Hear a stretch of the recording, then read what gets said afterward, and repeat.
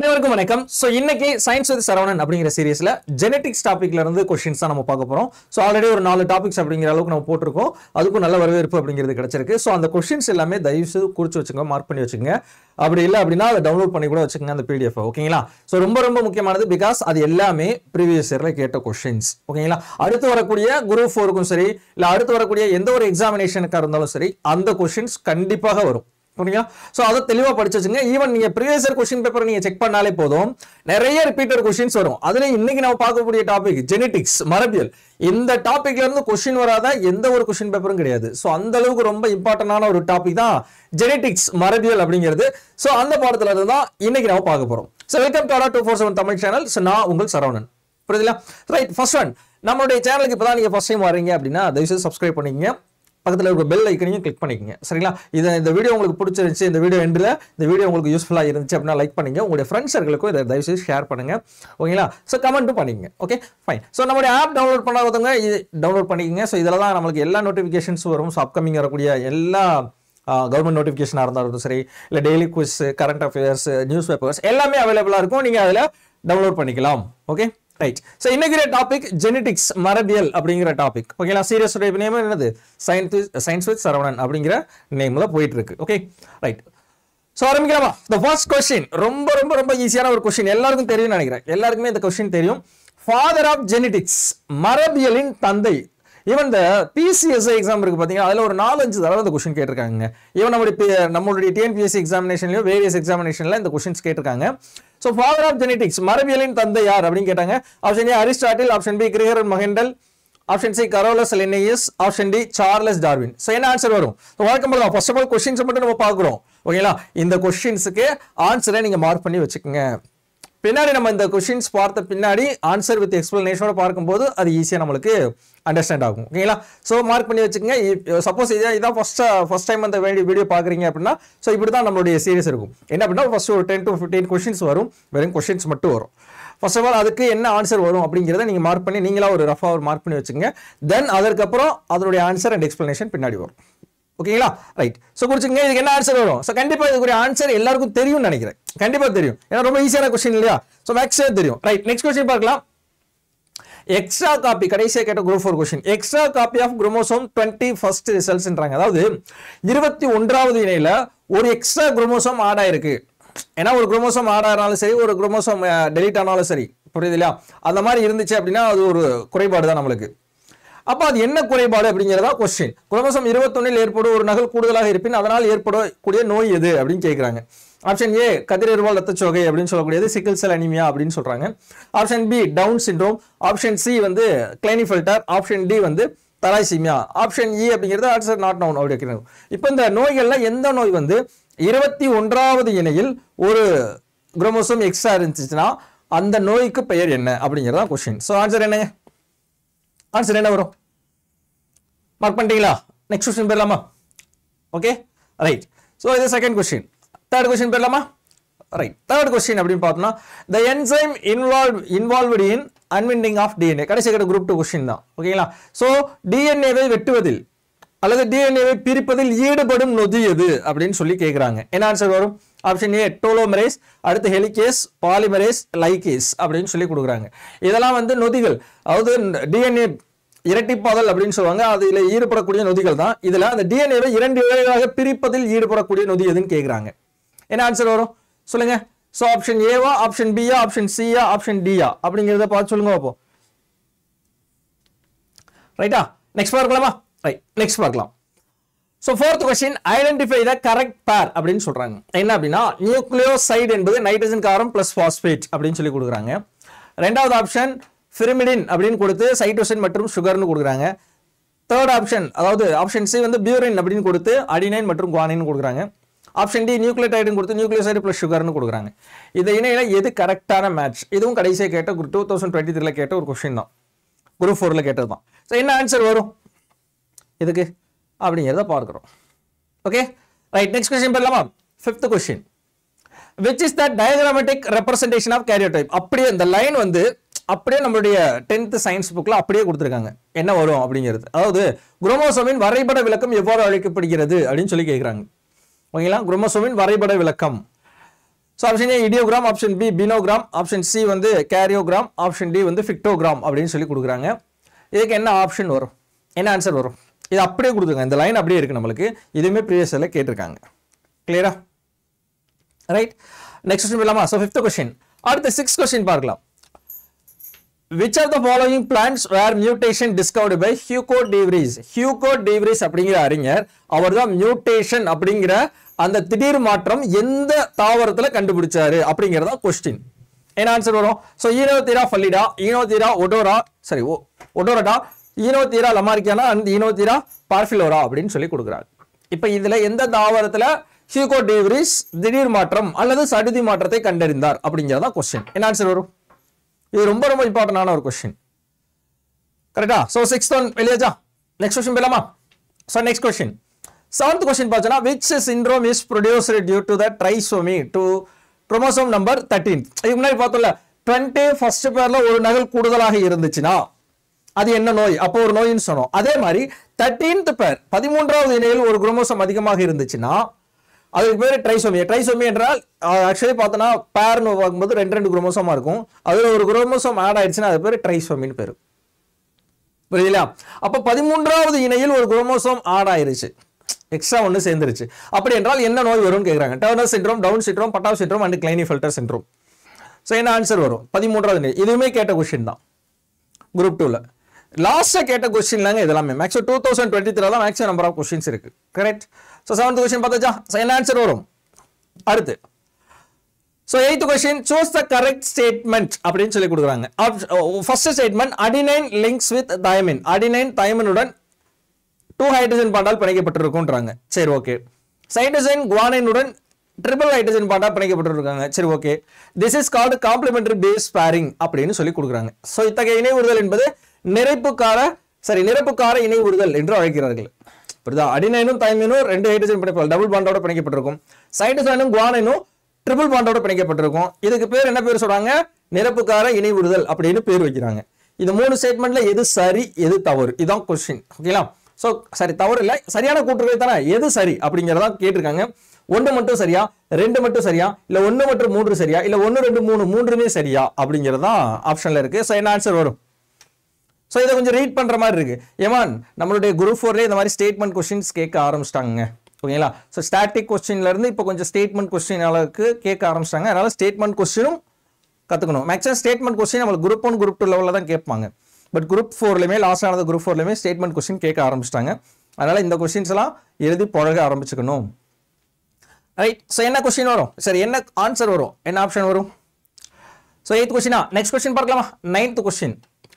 In DNA, nitrogenous base together with a deoxyribose sugar and a phosphate group. அதாவது DNA-ல nitrogen base, ribose sugar and then phosphate group, இது மூன்றும் சேர்ந்ததுக்கு பேர் என்ன பேருன்னு கேட்குறாங்க. Option A nucleoside, option B nucleotide, option C protein, option D amino அமிலம் அல்லது அமினோ ஆசிட் அப்படின்னு சொல்றோம். என்ன ஆப்ஷன் வரும்? மூன்றுமே சேர்ந்தால் அதற்கு பேர் என்ன அப்படின்னு கேட்குறாங்க. கிளியரா? ரைட். ஸோ மார்க் பண்ணியாச்சா? அடுத்து 10th question, the last question. The enzyme that joins the DNA fragments, அதாவது DNA இழைகளை பிரிப்பதில் ஒரு நொதி ஏற்பட்டுச்சுன்னு பார்த்தோம். அது பிரிஞ்சு 2 DNA பிரியும். அது கடைசியில் ஒவ்வொன்றா உடையும், ஃப்ராக்மெண்டா உடையும். புதிய இழைகள் உருவாகும் போது, புதிய DNAகள் உருவாகும் போது ஃப்ராக்மெண்டா உடையும். அதை கண்டுபிடிச்சது ஒகசாகி அப்படின்னு சொல்லக்கூடிய ஒரு அறிஞர் கண்டுபிடிச்சிருப்பாங்க. அதனால அதுக்கு பேர் ஒகசாகி ஃப்ராக்மெண்ட்ஸ், ஒகசாகி துண்டுகள் என்று பெயர். அந்த ஒகசாகி துண்டுகளை இணைக்கும் நொதி எது, ஜாயின் பண்ணக்கூடிய என்சைம் எதுன்னு கேட்குறாங்க. இதான் கொடுத்துருக்குது. So restriction endonuclease, lipase, ligase and peroxidase அப்படின்னு சொல்லி கொடுக்குறாங்க. ஸோ இதில் என்ன ஆப்ஷன் கரெக்டாக வரும்? சரி, அப்போ 10 கொஸ்டின்ஸ் அப்படிங்கிறது பார்த்துருக்கோம். சரிங்களா? 10 கொஸ்டின் பார்த்துருக்கோம். இந்த 10 கொஸ்டினுடைய எக்ஸ்பிளனேஷன் தான் இந்த வீடியோ இப்போ பார்க்க போகிறோம். இப்போ நீங்கள் என்ன பண்ணணும்னா 10 கொஸ்டின் ஆன்சர் பண்ணியிருப்பீங்க.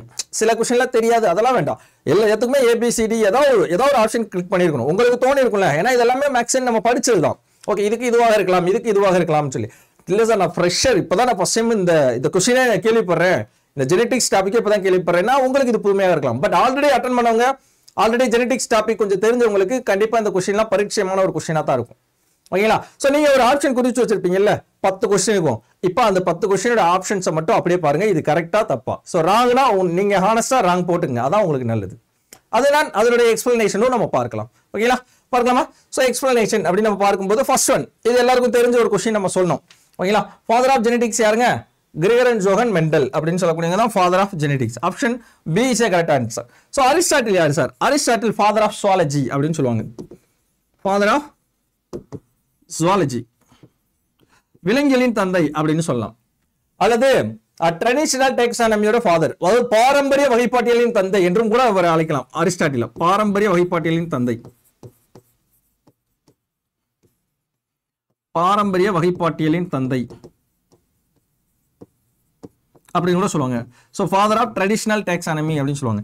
Carolus Linnaeus father of taxonomy, ரொம்ப ரொம்ப முக்கியமான ஒரு கொஸ்டின். ஃபாதர் ஆஃப் டெக்ஸானமி அல்லது ஃபாதர் ஆஃப் மாடர்ன் டெக்ஸானமி அப்படின்னு கூட சொல்லலாம். நவீன வகைப்பாட்டியலின் தந்தை அப்படின்னு சொல்லுவாங்க. நவீன வகைப்பாட்டியலின் தந்தை அப்படின்னு சொல்லலாம். Charles Darwin father of evolution, பரிணாமத்தின் தந்தை,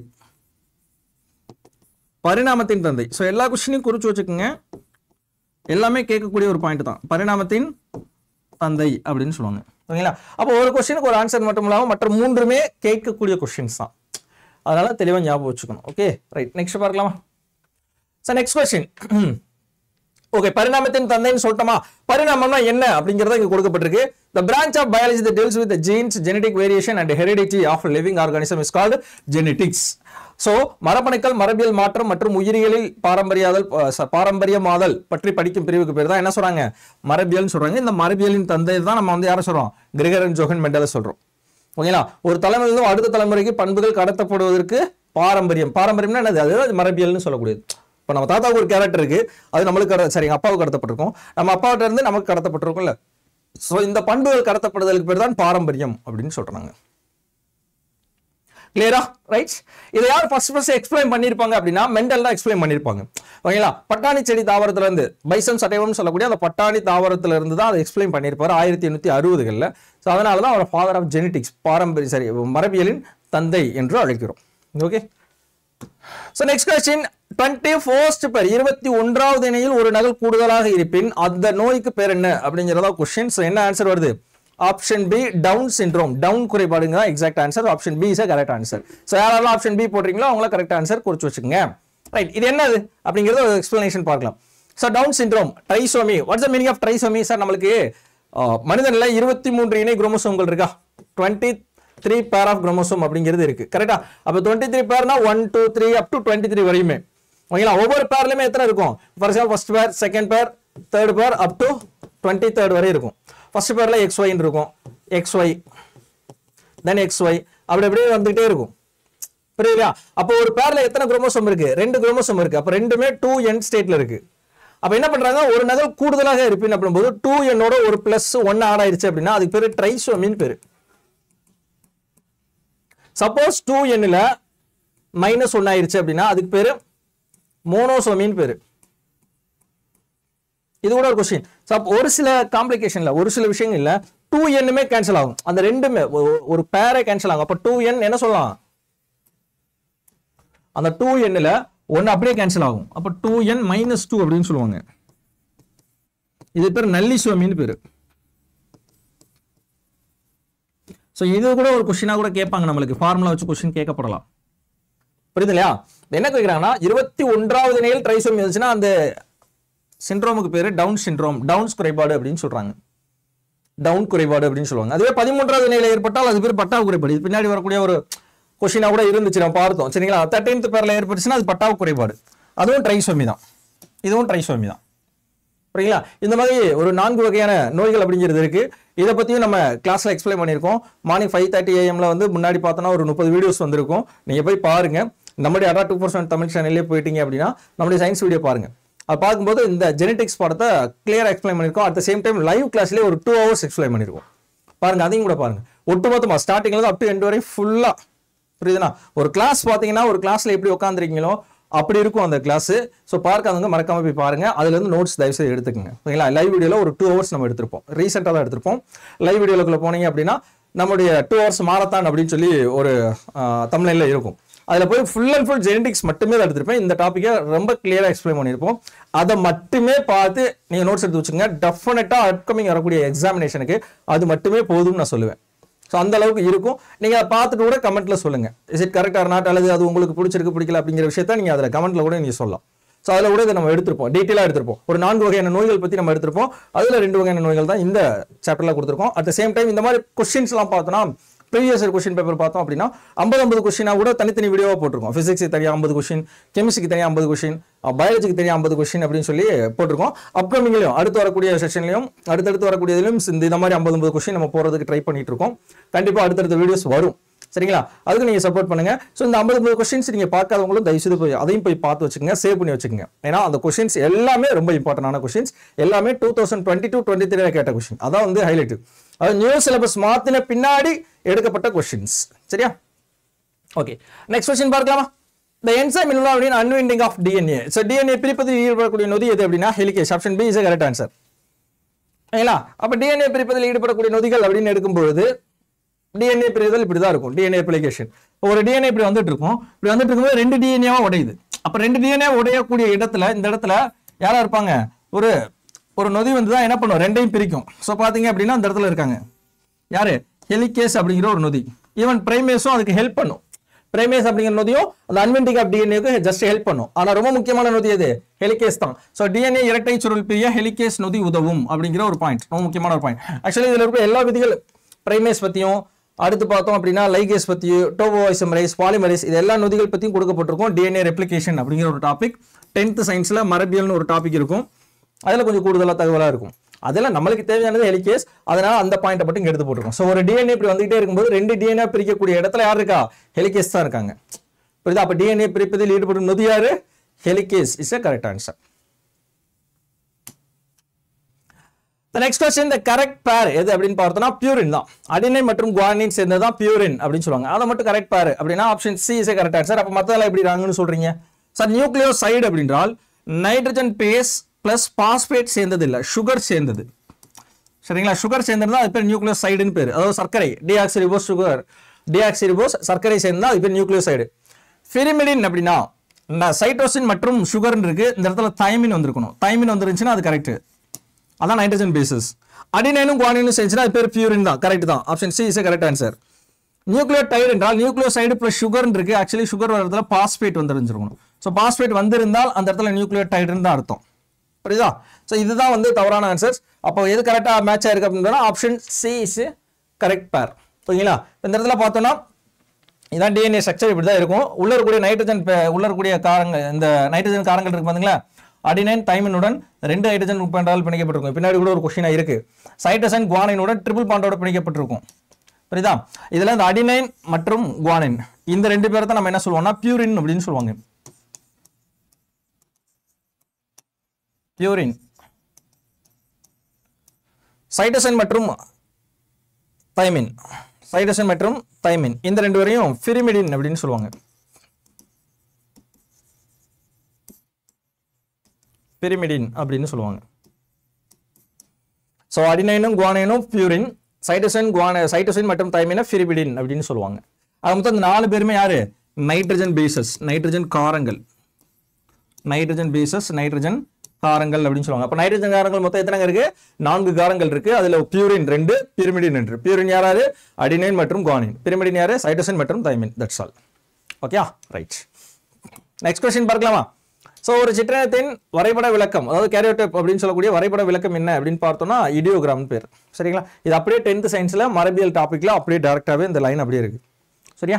இடியோகிராம் அப்படின்னு சொல்லக்கூடியது. நெக்ஸ்ட் क्वेश्चन, ஹியூகோ டிவ்ரிஸ் எந்த தாவரத்துல கண்டுபிடிச்சார் அப்படின்னா லமார்க்கியானா, ஈனோதீரா லமார்க்கியானா அப்படிங்கிறத கரெக்ட் ஆன்சர். ஸோ இவர் தான் வந்து ஜெனடிக்ஸ், சரி மியூட்டேஷன் அப்படின்னு சொல்லக்கூடிய சடுதி மாற்றத்தை கண்டறிந்தவர். What is the meaning of சடுதி மாற்றம் அல்லது திடீர் மாற்றம் அப்படின்னா ஒரு உயிரினத்தில் மரபு பொருளில் திடீரென சடன்லி சேஞ்ச், திடீரென ஏற்படும் மாற்றம். இந்த தாவரத்தில் திடீர் என்ன நடக்கும் அப்படின்னா பூக்கெல்லாம் கீழே விழுகும்.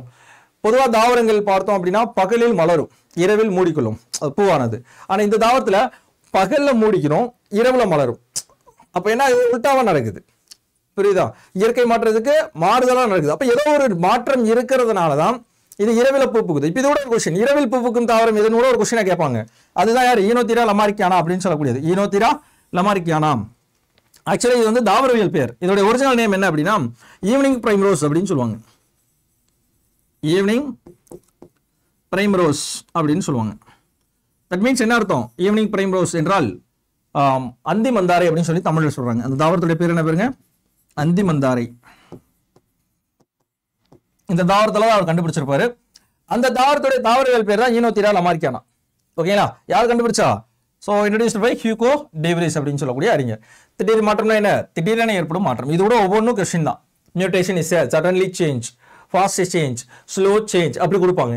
அப்போ mutation is sudden change. Question கேட்ட கொஸ்டின், எஸ்ஐ எக்ஸாம்ல கேட்ட கொஸ்டின். யார் கண்டுபிடிச்சா? Hugo Davis. கேட்ட கொஸ்டின். எந்த தாவரத்தில் கண்டுபிடிச்சாங்க? இப்போதான் கொஸ்டினாவே பார்த்தோம். ஈனோத்திரா லமார்க்கியானா, அது தாவரவியல் பெயர். Okay, right. So 7th question பார்க்கலாம். இப்போதான் நம்ம பார்த்தோம் 13th பேர்ல ஏற்பட்டுச்சுன்னா அது பேர் என்ன பேரு? பட்டாவ் சிண்ட்ரோம். அதுவே 21st ஏற்பட்டுச்சுன்னா அது என்னது நம்ம பார்த்தோம்? டவுன் சிண்ட்ரோம் பார்த்தோமா? அதே மாதிரி 13th பேர்ல ஏற்பட்டுச்சுன்னா பட்டாவ் சிண்ட்ரோம், பட்டாவ் குறைபாடு அப்படின்னு பேர். அப்ப எந்த பேர்ல என்ன குறைபாடு ஏற்பட்டா அந்த நோய்க்கு பேர் என்ன? இதான் கொஸ்டின்.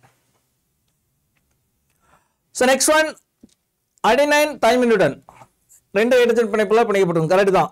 சைட்ரோஜன் குவானோட ட்ரிபிள் பாண்ட் தான். இது வந்து காம்ப்ளிமெண்டரி பேஸ் பேரிங் தான். So option D is correct answer. Pair 1 2 3 மூணுமே கரெக்ட் தான். Option D is correct answer. சரி, அந்த இடத்துல இருக்கு பாத்தீங்களா? அடினைன் தைமினோட சேர்ந்திருக்கலாம். இந்த adenine double bonded with thymine தான். சைட்டோசின் குவானினோட எப்படி சேர்ந்திருக்குன்னா cytosine triple bonded with guanine. Correct தான். இதுக்கு பேர் தான் காம்ப்ளிமெண்டரி பேஸ் பேரிங். இந்த இணைப்புக்கு பேர் காம்ப்ளிமெண்டரி பேஸ் பேரிங்னு பேர். இப்போ மூன்றுமே கரெக்ட் தான். So option D is correct answer. Okay, right. Next question பார்க்கலாம். 9th question. ஸோ டிஎன்ஏல nitrogen bases together with deoxyribo sugar phosphate. இது மூன்றும் சேர்ந்துச்சு. இது ஆக்சுவலி நம்ம முன்னாடி ஒரு கொஸ்டின் டிஸ்கஸ் பண்ணும்போது சொல்லியிருந்தோம். நியூக்ளியோடைடு என்பது மூன்றுமே சேர்ந்ததான். Nitrogen bases, phosphate and then sugar மூணுமே சேர்ந்தது பேர் என்ன பேர்? நியூக்ளியோடைடுன்னு தான் பேர். கிளியரா? So nitrogen base plus sugar சேர்ந்துச்சுன்னா அது பேர் நியூக்ளியோசைடுன்னு பேர். புரியுதுங்களா? நைட்ரஜன் காரம் மற்றும் சர்க்கரை சேர்ந்துச்சுன்னா நியூக்ளியோசைடுன்னு பேர். Nucleoside, phosphate. அதாவது நியூக்ளியோசைடுனா என்ன அர்த்தம்? நைட்ரஜன் காரம் பிளஸ் சர்க்கரையா? நைட்ரஜன் காரம், சர்க்கரை பிளஸ் பாஸ்பேட் மூன்றுமே சேர்ந்ததுக்கு பேர் தான் நியூக்ளியோடைடுன்னு சொல்றாங்க. அப்ப நியூக்ளியோசைடு பிளஸ் பாஸ்பேட். நியூக்ளியோசைடு என்பது என்னது? நைட்ரஜன் பேஸும் பிளஸ் சுகரும் சேர்ந்தது தான். புரியுதுங்களா? பிளஸ் பாஸ்பேட் மூன்றுமே சேர்ந்திருக்கா? அதான் கொஸ்டின்ல கேட்டிருக்காங்க. ஸோ மூன்றுமே சேர்ந்ததுக்கு பேர் தான் என்ன பேர்? நியூக்ளியோடைடு. சரிங்களா? அதான் வார்த்தை ரொம்ப முக்கியம். நியூக்ளியோசைடா இல்லை நியூக்ளியோடைடான்னு பார்க்கணும். இந்த ரெண்டு தான் ரொம்ப கொஞ்சம் குழப்பற மாதிரி இருக்கும். ஈஸி தான் அது. சரியா? Right. Next question, last question. The enzyme joint with DNA. சரியா? ஸோ டிஎன்ஏவை இணைப்பது எந்த நோய்? பிரிப்பது ஹெலிகேஸ்னு பார்த்தோமா? அதே மாதிரி இணைக்கும் நொதி எது அப்படின்னா ligase. Option C is correct answer. சரியா? இணைக்கக்கூடிய ஒரு நொதி எது அப்படின்னு பார்த்தோம்னா லைகேஸ் அப்படின்றத பார்த்தோம். ஓகேங்களா? ஸோ இங்கே பார்த்தோம் அப்படின்னா டிஎன்ஏ பிரிக்கக்கூடியதுல ஹெலிகேஸ் வந்துச்சுன்னா இந்த மாதிரி ஒவ்வொன்றா பிரியும். இந்த ஒவ்வொன்றா உடையும். ஒகசாகி துண்டுகள் இருக்கு பார்த்தீங்களா? ஒகசாகி துண்டுகள் இந்த மாதிரி சின்ன சின்னதாக உடையும். அதை இணைக்கக்கூடிய நொதி யாரு அப்படின்னு பார்த்தோம்னா இந்த ஒகசாகி துண்டுகள். Short segment of DNA Okazaki fragment. இந்த ஒகசாகி துண்டுகள் லைகேஸ் என்ற நொதியால் இவை இணைகின்றன. ஸோ புக்கில் இருக்கக்கூடிய அதே பாயிண்ட் தான். சரியா? கடைசியா இது இணையக்கூடிய கடைசியா முடிவடையக்கூடிய பகுதிக்கு பேர் டெர்மினஸ்னு பேர். இந்த இரட்டைப்பாதல் இருக்கு பார்த்தீங்களா? இந்த இரட்டைப்பாதல் கடைசியா முடிவடைக்கும் கடைசியா எண்டு பாயிண்ட் இருக்கும்ல, அந்த எண்டு பாயிண்ட்டுக்கு டெர்மினஸ்னு பேர். பட் இந்த பாயிண்ட் தான் நம்மளுக்கு கொஸ்டின்ல கேட்டிருக்காங்க. DNA ligase join together. சரியா? டிஎன்ஏக்களை இணைக்கும் நொதி எதுன்னு கேட்டாங்கன்னா டிஎன்ஏ லைகேஸ் தான்.